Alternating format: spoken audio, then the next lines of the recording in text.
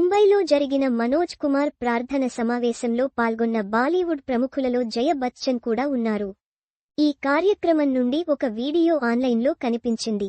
ఇందులో జయ బచ్చన్ ఒక మహిళతో సంభాషిస్తున్నట్లు కనిపిస్తోంది.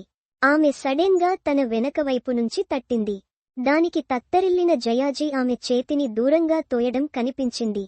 ఫోటో కోసం తనను సంప్రదించిన మహిళను చూసి జయా బచ్చన్ ఆశ్చర్యపోయారు. ఆ మహిళ కరచాలనం కోసం తన చేతిని చాపింది. జయ అసంతృప్తిగా ఆమె చేతిని దూరంగా విదిలించారు. ఆ సమయంలో కొంత కోపంగా కనిపించారు. సమీపంలోని ఒక వ్యక్తి తన ఫోన్లో ఆ క్షణాన్ని బంధించడానికి ప్రయత్నించగా జయాజీ ఆ మహిళతో ఫోటో తీయడానికి కూడా నిరాకరించారు. చివరికి ఆ మహిళ అక్కడి నుంచి వెళ్లిపోయారు. అయితే ఈ వీడియో వైరల్గా షేరవ్వడంతో చాలామంది రెడ్డిటర్లు ట్రోల్ చేయడం ప్రారంభించారు. జయాజీ చేసిన పనికి చాలా మంది మద్దతు ఇచ్చారు.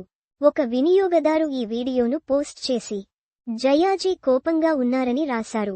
దీనికి ప్రతిస్పందిస్తూ ఒకరు ఇలా వ్యాఖ్యానించారు: బ్యాక్కొటేషన్ ప్రార్థన సమావేశంలో ఫోటోలు తీయడానికి ప్రయత్నిస్తున్న వ్యక్తులను బయటకు పంపాలి. ఈసారి జయ చేసింది మంచికే.